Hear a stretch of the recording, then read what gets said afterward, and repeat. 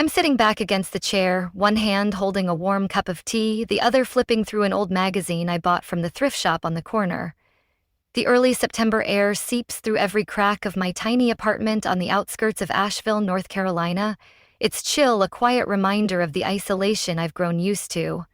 Outside the window, the leaden gray sky looks like it's trying to press snow onto the ground, but is strangely silent, heavy with unspoken tension. The phone rings suddenly, breaking the delicate quiet, its shrill tone jarring against the soft hum of my space heater. I glance at the screen. Dad. My breath catches for a second, a flicker of hope battling the dread that's become second nature. I hit the speaker button, not allowing myself to hope for anything new. Clara, you don't need to come home for Thanksgiving this year, his voice says, light as if he were talking about picking up more milk. For a second, I think I misheard. I'm sorry.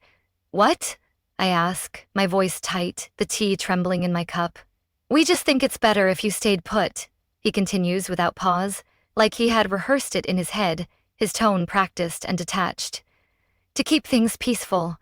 Olivia's been a bit on edge lately, you know. I set the teacup down on the table, the sound of ceramic hitting wood sharp and dry, echoing my rising anger. Olivia again. Olivia, my sister. The golden child who never had to lift a finger, her every whim catered to like she's royalty. Anytime there's a problem, the whole family holds their breath just so she can feel comfortable. I enunciate each word, trying to stay calm, though my throat feels like it's closing. I shoot up from the chair, the wood creaking underneath in protest, the sound a sharp counterpoint to my racing pulse. Just one day, I repeat, my voice now as cold as the frost on the porch. You say that after I've sent over $6,000, 0 cents to the house since March, just to keep the furnace running through winter? Silence on the other end, just the faint hum of the phone line stretching out the distance between me and him. Don't bring money into this, he finally says, a little flustered, his composure slipping. You offered to help. I let out a dry, hollow laugh that echoes in the empty room, bitter and sharp. Offered? In March, when the heating bill spiked and you called at midnight saying the house was freezing, who paid it immediately? Me. In May, when Mom cried because the furnace was clanking, who called the repairman? Me again. And in July, when Olivia blew through most of her savings on her influencer vlog setup, who paid for the fall heating oil? Still me. He doesn't argue, just goes back to the same tired line, his voice hardening. Family is family, Clara. But this time, Olivia really needs calm, he adds, as if her fragility trumps all else. She's been through a lot. I stare out through the fogged-up window, snow beginning to fall, small flakes quietly covering the walkway. I've been through a lot too. But I was never given that kind of priority, my struggles dismissed as mere inconvenience. He tries to keep his voice even, but I can hear the impatience creeping in. Don't make this awkward. It's not personal. I take a deep breath, fingers gripping the edge of the table, the wood cool under my skin. Then don't expect another dime from me this winter. If I'm not considered part of the family, don't treat me like an ATM. I hang up before he can respond, the screen going black like my eyes right now. Outside, the snow keeps falling, silent, freezing, but not quieter than the room I'm standing in. Not personal, I mutter to the empty apartment, my voice trembling with a mix of hurt and defiance. You made it personal, Dad. I sink onto the edge of the bed, hands clasped together, my thoughts tangled like the old cords in the kitchen drawer. That short phone call replays in my mind like a broken tape, each word a fresh wound. They really did it. Excluded me from Thanksgiving, as casually as canceling a dentist appointment. I look up at the small photo on the shelf. Me and my parents at Thanksgiving in 2021, my first year at the logistics warehouse, low pay, long shifts, but I still drove 3 hours home just to sit at the table, eat Mom's roast turkey, and listen to Dad grumble about his fantasy football league. That warmth now feels like an old, dusty memory, faded and brittle. You're too sensitive, Clara, Olivia had said last year when I mentioned feeling left out, her voice dripping with condescension as she scrolled through her phone. Not everything's about you. I get up, walk to the desk, and open my laptop, the wind howling outside, slipping through the old window frame, sharp and bitter. I opened the utility payment account, the one I set up for them last winter after Mom sobbed on the phone, saying it was too cold and they couldn't afford heating oil, her voice trembling with desperation I couldn't ignore. I was the one who called the oil company every month, the one who paid every bill, every dollar, over $3,000, 0 cents last year, and $6,000, 0 cents this year just for heating. I did it not because anyone asked, but because I thought it was the right thing to do, believing family meant unconditional support. I used to believe helping family through hard times came without conditions until I became the extra. I pull up the Excel file where I quietly logged every transfer, each entry a silent testament to my sacrifices. The last entry reads, 12 months ago, $500, 0 cents. Sent ahead of the cold so they wouldn't worry. My own budget stretched thin to cover it. I wonder, do they even remember? I watched Olivia, my sister, burn through nearly $20,000, 0 cents of my parents' savings in 6 months. Her organic skin startup, a flashy dream that collapsed when she ordered 2,000 products from a bulk supplier in Florida, slapped on eco-friendly labels and thought she could sell them at quadruple the price. No one bought them. The inventory piling up in the garage, and my parents, instead of scolding or holding her accountable, just shook their heads and said, "She's young. Everyone makes mistakes."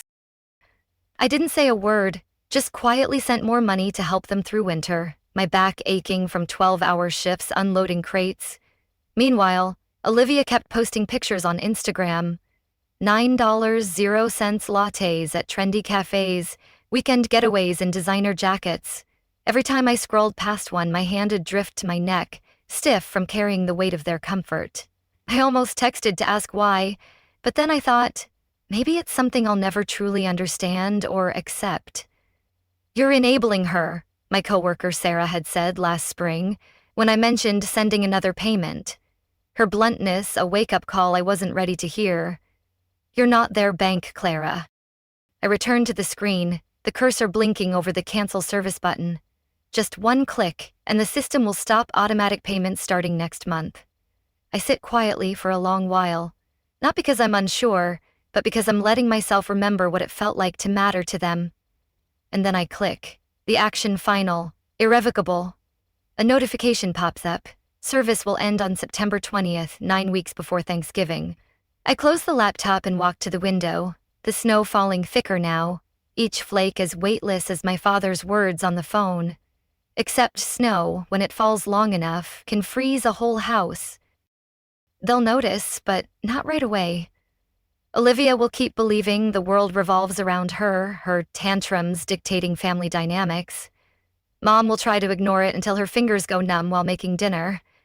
And Dad, he'll get angry like always, but he won't be able to deny that he's the one who told me to stay put. Part of me feels hollow, like I just let go of something important. But another part, the one that woke up the third time I had to choose between buying a new coat or sending money home, feels lighter. For the first time in a long time, I'm standing up for myself.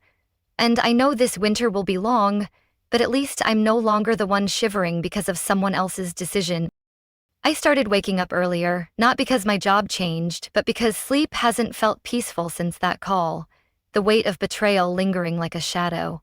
In the days after canceling my parents' heating service, I carried a constant tension, like walking a tightrope between relief and doubt, each step a test of my resolve.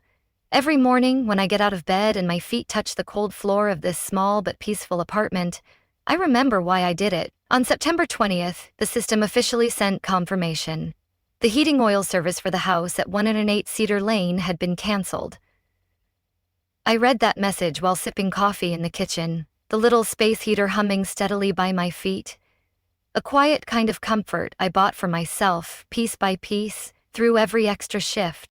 That day, the snow fell unusually thick, Asheville already cold, winter arriving a few weeks early. I thought about my parents' 2-story house, the one I grew up in, with its creaky floors and drafty windows where the cold could creep in after just one night after heat. 6 days later, the first message came from Mom. "Clara, the heating system seems to be acting up. Can you check it for me?" I stared at the message, the words a familiar plea, then set my phone down, my coffee cooling on the counter. I didn't reply. The silence a choice, not a surrender. That evening I got a text from Olivia, just one line, sharp and cutting. So childish. No greeting, no question, just judgment, as always. She probably thought I'd react, scramble to explain, or maybe even apologize, her entitlement as predictable as the snow outside. But I simply switched my phone to silent, the screen dimming like my need for her approval. On the 9th day, Dad called, and I let it ring until it stopped on its own.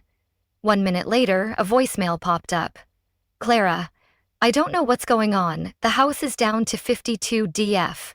If you know anything, call me. His voice was sharp, a mix of anger and concern.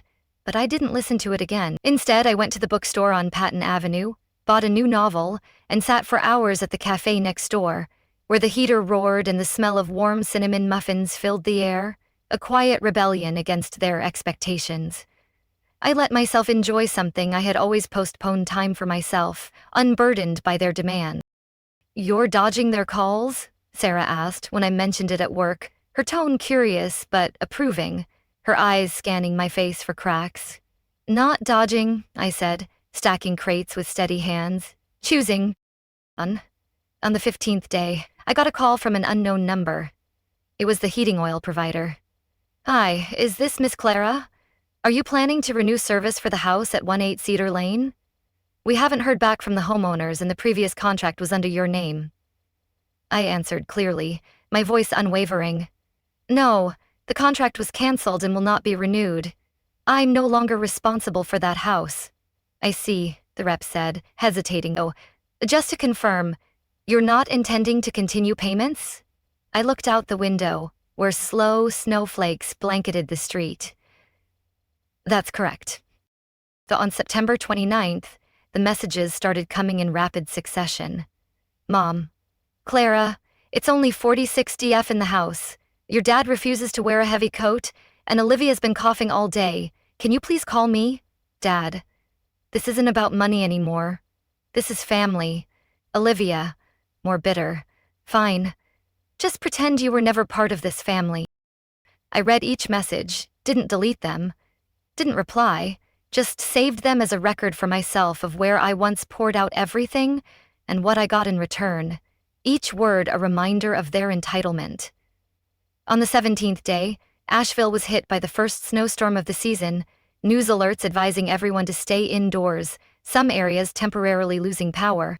I sat by the window, wrapped in a thick blanket, hands curled around a mug of hot cocoa, the heater humming steadily beside me, its warmth a stark contrast to the storm outside.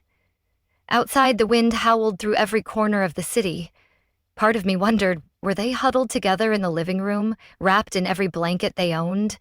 Were they thinking of me, not as a money transfer, but as a person, the one who had quietly kept that house warm for the past 2 winters? Maybe not. But I wasn't waiting for that anymore. I set my phone aside, pulled the armchair closer to the heater, and opened the first page of my new novel, its opening line resonating deeply. You can't warm a place where they always saw you as the cold wind. I smiled, the words a mirror to my truth. You're really done with them, aren't you? My neighbor Hannah asked when I ran into her at the market, her eyes soft but curious, having heard rumors through mutual friends. Not done, I said, picking out a fresh loaf of bread, my voice calm. Just free.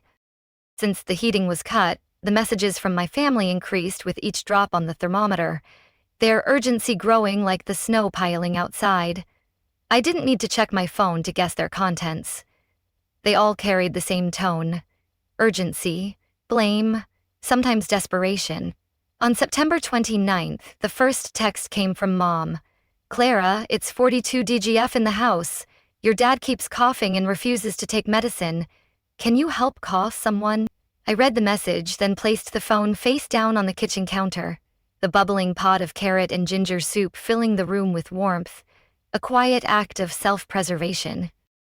That afternoon, the outside temperature dropped to 15 DFF, the snowstorm arriving earlier than expected, wind gusting against the rooftops.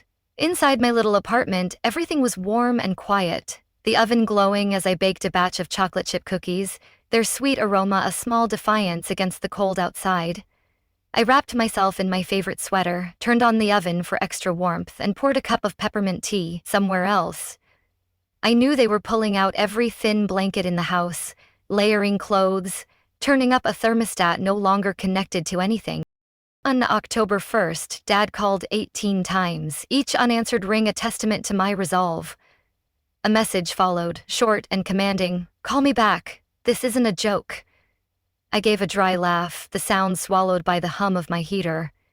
To them, I was still the obedient daughter, the one behind the scenes, the one who handled things. They forgot that even kindness has its limits. That same day, Olivia posted a story on social media, a picture of her feet in thick socks with the caption, "Cold enough to feel like we live in a freezer." I scrolled past, not feeling pity or amusement, just a quiet acknowledgement that they were living in a freezer they had shut themselves into the moment they called and told me to stay back for Olivia's peace. On October 3rd, Mom called again, her voice choked. "Clara, it's down to 36 defects in the house. Your dad's sleeping in a winter coat. My hands are so numb I can't even do the dishes. Can you do something?" I was prepping grilled cheese for dinner, the oven glowing orange, the scent of golden, sizzling butter filling the room. I didn't answer, the buzz of messages breaking through the crunch of each bite, a rhythm I'd grown accustomed to ignoring. I wasn't glad they were suffering, but I wasn't sad either. I was simply living within the boundaries I had drawn after years of being seen as the financial backup with no need for consent. "You're cruel for this," Olivia texted later, her words sharp but hollow, a last attempt to guilt me. "You're leaving us to freeze. You left me out first," I whispered to the empty room, not sending the reply, knowing my silence spoke louder. On October 5th, 2 days before Thanksgiving, a message from Dad made me pause mid-slice while chopping potatoes. "Clara, if you still consider yourself part of this family, now's the time to prove it." I set the knife down and looked out the window, snow blanketing the porch and the neighbors' cars, the world outside a frozen mirror to their desperation. I closed my eyes, picturing the old house where I learned to ride a bike, where I wrapped my first Christmas gift, now sitting cold and silent. But in that vision, I no longer saw myself in the frame. I poured more hot water into the teapot, the steam rising like a quiet vow. As it brewed, I thought about Olivia, who once told me I was selfish for refusing to fund her boutique fashion line last year, her voice dripping with entitlement. About Dad, who said I needed to stop being so sensitive when I brought up always being excluded from family meetings. About Mom, who stayed silent every time I was dismissed just to keep the peace. I had been silent long enough. That night, I curled up on the sofa, a book in hand, covered with the light fleece blanket I bought last year, the room dimly lit by a single lamp. Warm and peaceful. My phone kept ringing, but I didn't answer. Sometimes the only way for others to recognize your worth is to disappear from the place they always assumed you'd be. "You're letting them suffer," Sarah, my coworker, said at the warehouse, her tone more curious than judgmental, having overheard me mention the situation. "They let me suffer first," I replied, stacking boxes with steady hands, my voice calm but firm. "I'm just done carrying the cost." On Thanksgiving morning, I woke before sunrise, the pale light slipping through thin white curtains, the world outside cloaked in snow. No cars, no voices, just the wind whispering over rooftops, a gentle reminder that winter had claimed every corner. I turned on the coffee maker and made myself a simple breakfast, crispy toast, almond butter, and a crisp pear, the simplicity a deliberate choice, free from the weight of tradition. I didn't prepare turkey or make the mashed potatoes Mom used to cook. I didn't want anything that reminded me of the old kitchen where the three of us used to squeeze in on holidays. This year, I chose simplicity. Not from lack, but because I no longer needed to pretend things were the same. At 8:00 a.m., I was on the sofa, blanket draped over me, holding a hot cup of coffee, feet stretched to the edge of the table. A documentary I loved played on the TV, its soothing narration a balm to the storm of the past weeks. Everything felt so peaceful, I almost forgot the emotional turmoil. Then the doorbell rang, sharp, insistent, shattering the calm like ice cracking underfoot. I knew who it was before I even stepped into the hallway. I peeked through the peephole and wasn't surprised to see the familiar figure. A thick gray coat, cheeks flushed from cold and frustration, eyes still holding that look I'd known since childhood. Not apology, but expectation. I cracked the door slightly, warm air spilling out, hitting my father's gaunt face. "Clara," he said, his breath forming pale clouds, his voice rough from the cold. "We need to talk." I leaned against the doorframe, hand still on the knob, my expression gone out of line. "I don't think today's the right day to talk." "You cut the heat," he said flatly, his eyes narrowing. "The house is freezing. Your mom's sick. Olivia's locked herself upstairs. It's 32 DGF in there." I kept my gaze steady on his unflinching. "I didn't cut anything. I just stopped paying. Those are two different things." He frowned, his voice rising slightly. "You know we're not good with tech. The contract was under your name. When you canceled, the company didn't notify us. Because it was never in your name to begin with," I said, my tone even but firm. "I handled everything for 2 years, over $9,000, 0 cents. And then, with one call, I was cut out of dinner to avoid upsetting Olivia. So now, maybe you should handle the rest." He flinched, like he hadn't expected me to remember every number, every sacrifice. But I remembered every bill, every skipped meal so I could send money, every morning I waited at the bus stop in the snow just to make my shift on time. "Don't make this more complicated than it is," he said, trying to keep his voice calm, though impatience crept in. "This is all just a misunderstanding. It's been a tough year. Olivia's been through a lot." I sighed, the sound heavy with years of unspoken hurt. "Dad, Olivia's been through a lot because she puts herself there. I'm the one who gets pushed out. I stayed quiet when she blew all her savings on a boutique fashion line she quit after a month. I stayed quiet when she borrowed money and disappeared. But when I got excluded from a family meal because of her fragility, that was it. No more, 'You're holding a grudge,'" he accused, his voice sharp, his breath visible in the cold air. "This isn't you, Clara." "No, Dad," I said, my voice steady, cutting through the chill. "This is me, finally choosing myself." He stood there, in silence for a few seconds, then shook his head slightly, voice lower now. "We have no money, Clara. We've sold nearly everything valuable. I called the heating company, but we can't afford the upfront cost. Your mom has a fever. We can't take it much longer." I could feel the cold seeping through the cracked Lulu. "You told me I should stay back to keep the peace for Olivia. I did exactly that. I stayed back. As for peace, I don't know about you, but I've found mine.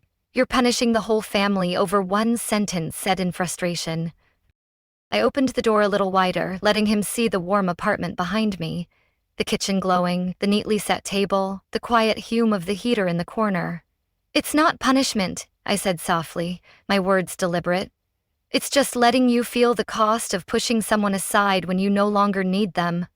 "You're heartless," he spat, his voice breaking, a last attempt to guilt me. "No, I'm whole." He stared at me for a moment, then turned and walked away, his footsteps crunching through the snow, each step a fading echo of the family I'd left behind. I closed the door, the sound of the lock clicking into place clean and firm. Outside, the snow kept falling.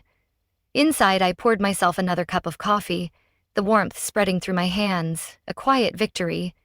And for the first time in years, I didn't feel like I was trembling anymore. The week after Thanksgiving, I got a call from Emma, my cousin who lives in Western North Carolina, one of the few relatives who still kept in touch despite not being close to Olivia. Her voice came through the speaker, loud and clear, mixed with the sound of wind howling against her window, a reminder of the storm still raging outside. "I just talked to Aunt Margaret," Emma began, straight to the point. "Things at your house are worse than I thought." I sat down at the dining table, holding a steaming cup of peppermint tea, my eyes following the fog rising on the window pane. "Olivia's moved out," Emma continued. "Her new boyfriend just broke up with her. She crashed at her best friend's place, but they only let her stay for a few days. Now she's sleeping on someone's couch in Boone." I wasn't surprised. Olivia always had a way of making everything orbit around her until no one was left to spin, her chaos a self-inflicted wound. "What about my parents?" I asked, my voice calm, the tea's warmth grounding me. Aunt Margaret's staying in a roadside motel near Highway 321. Real cheap, the kind with walls thin as paper, Emma said, her tone heavy. I heard she's got a mild case of pneumonia. And your dad? She hesitated, then sighed. He sold Grandpa's old stamp collection to pay for some temporary heating oil, but it'll only last a few days. I gently tightened my grip around the teacup, the news sinking in. That stamp collection was the only thing Grandpa had left behind, once displayed like a treasure in the living room's oak cabinet, now listed online like items no one cared to bargain for. You okay, Clara? Emma asked softly, sensing my long silence.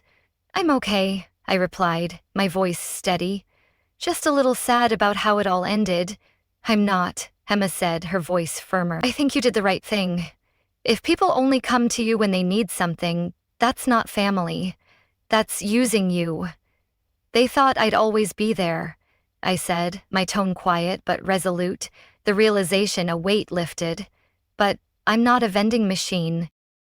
We chatted a little more before hanging up, her laughter a small warmth against the cold.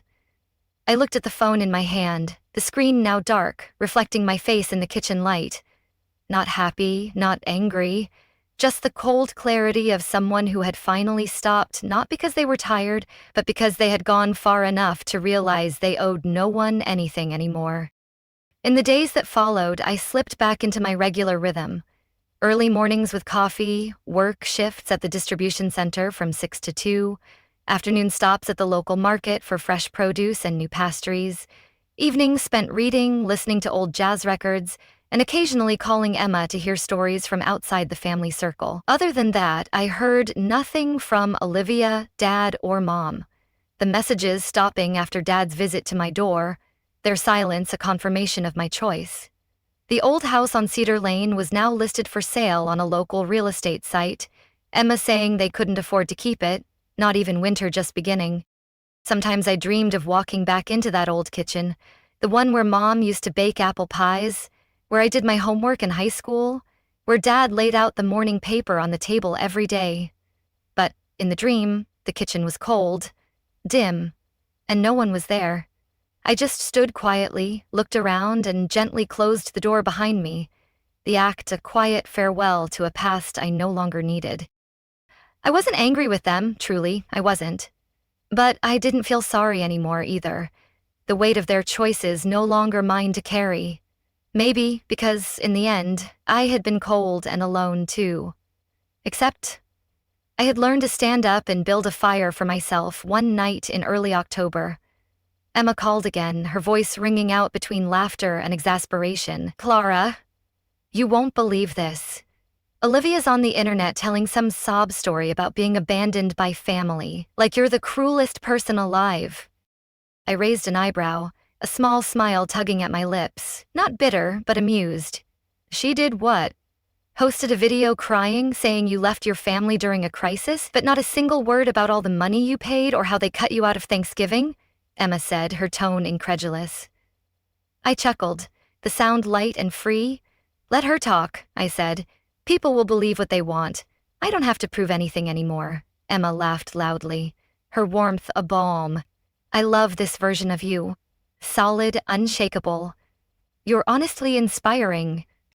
After the call, I made myself a cup of hot cocoa, sat by the window, and watched the snow fall slowly under the warm glow of the street lamp. The world outside was still cold, still harsh. But I had learned how to keep myself warm from simple things, from clear boundaries, and from knowing that sometimes to live in peace you have to walk away and never look back. You're stronger than they'll ever know, Hannah had said at the market, her eyes warm as she handed me a bag of fresh apples, a small gesture of solidarity. I'm just me, I replied, smiling, the weight of their absence replaced by the strength of my presence. That afternoon, the snow was thick and fluffy, covering the small balcony where I kept a dried thyme pot, its faint scent a quiet comfort. The city was silent in the -10 dF cold, no one venturing outside unless absolutely necessary. I was folding a freshly washed wool scarf when the doorbell rang, followed by a knock, steady but hesitant, the sound pulling me from my thoughts. At first, I thought it was a delivery, but the knock's rhythm felt personal, deliberate. I walked to the door and looked through the peephole. Mom. She stood there, bundled in a puffy coat that nearly swallowed her face, a wool scarf wrapped tightly around her neck, snow piled on her shoulders and hat. She clutched an old handbag, her shoes buried deep in the snow, looking both weathered and unfamiliar, her eyes weary with something heavier than the cold. I hesitated for a few seconds before cracking the door open, leaving a narrow gap between us, the warmth of my apartment meeting the icy air outside. "Clara," my mother said softly, her voice trembling, whether from the cold or something else I couldn't tell. "I'm sorry for coming unannounced, but I didn't know how much longer I could wait." I leaned against the doorframe, keeping my distance, my expression guarded. "Why are you here in this weather?" "I took the bus," she said, inhaling before coughing lightly, her breath visible in the frigid air, then walked the rest of the way. Took nearly an hour, but I thought, maybe you'd hear me out this time. I didn't say anything, just waited in silence, my hand still on the knob. I've been thinking a lot about Thanksgiving, about all the winters before. She went on, tightening her grip on the bag, her eyes on the tiled doorstep where snow had started to melt into water. And I realized I was wrong. Not just for what I said that day, but for all the years I let you carry everything and treated it like it was expected. I tilted my head slightly, seeing my mother without the mask of strength for the first time in years. No justifications, no polished reasoning, just a woman trying to find her way back from the path she'd chosen. "Olivia regrets it too," she continued, her voice catching. "She says things never should have gotten this far." I let out a dry laugh, the sound sharp in the quiet. "She says, 'You don't owe anyone anything,'" I said, quoting Olivia's video. "Too late, Mom. Everyone says I don't owe anyone. Only after I stopped paying, only after everything fell apart do I suddenly become someone worth appreciating." "That's not it." She shook her head, her eyes full of tears. "I just want you to know I understand now, and I'm sorry. I'm sorry I didn't stand by you sooner." I looked at her for a long moment.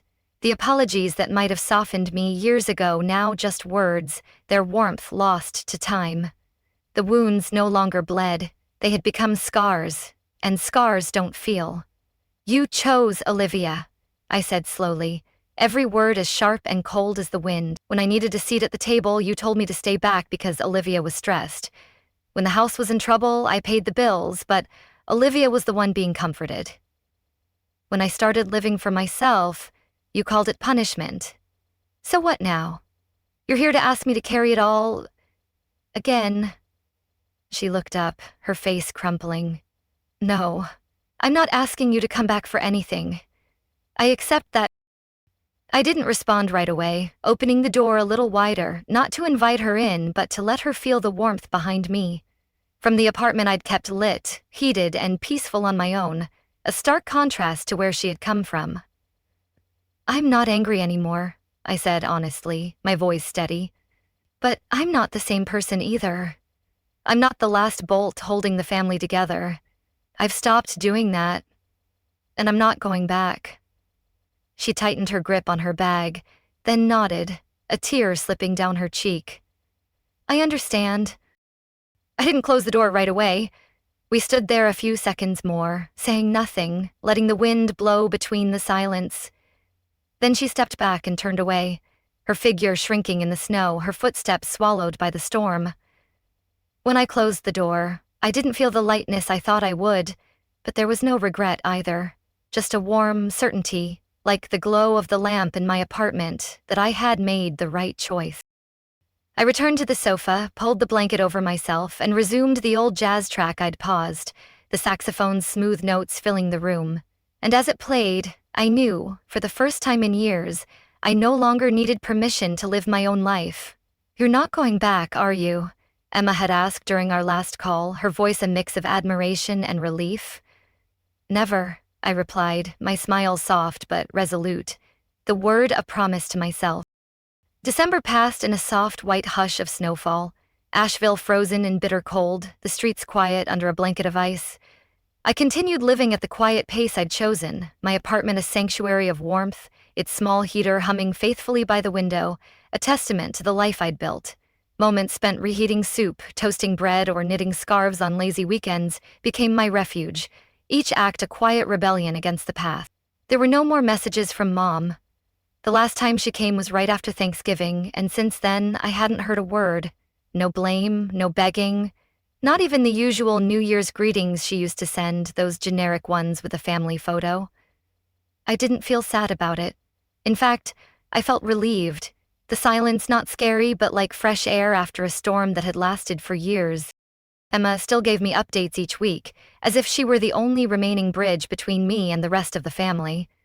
I saw Olivia post asking for help on a community forum, Emma said during our most recent call, her voice tinged with exasperation. Said she lost her job looking for temporary housing, included something about cracks in family relationships. Same old deflecting. I didn't say anything, just switched my phone to speaker and kept chopping carrots in the kitchen, the aroma of sautéed vegetables filling the room, overpowering the story being told. Uncle David is trying to sell his car, Emma added. That old pickup still runs fine. I heard he wants the money to pay off some overdue bills. Aunt Margaret moved in with a relative in Hendersonville. She says she needs time to rethink how she raised her kids. Emma chuckled bitterly on the other end. A little late. Yeah, I replied calmly, stirring the pot. But maybe better than never realizing at all. As time passed, things I once struggled to see became clearer. Not everyone changes, and not everyone is worth hoping they will. Some things, once broken, are better left where they fell, like cracks on winter ice. Best not stepped on, not patched. I no longer thought about Olivia every night, no longer checked social media to see who was saying what, and I certainly no longer felt the need to explain to the world what I did or right or wrong. I just lived, truly. Each morning in this cozy apartment, a reminder that I was standing on ground I chose for myself, not on a shaky foundation built from someone else's expectations. At the end of December, I stopped by the used bookstore down the block, the bell above the door jingling as I stepped into its warm, musty embrace. The shop owner, a kind woman with silver hair, recognized me instantly. "Haven't seen you in a while," she said cheerfully. "Braving the cold, huh?"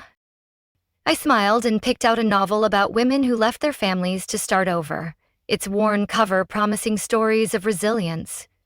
When I got home, I placed the book on the table, boiled water for tea, and sat by the gas fireplace, its flames casting a soft glow against the exposed brick wall. I pulled the wool blanket higher and stared into the fire, steady, quiet, persistent. Just like me, somewhere out there, the old house was probably still cold.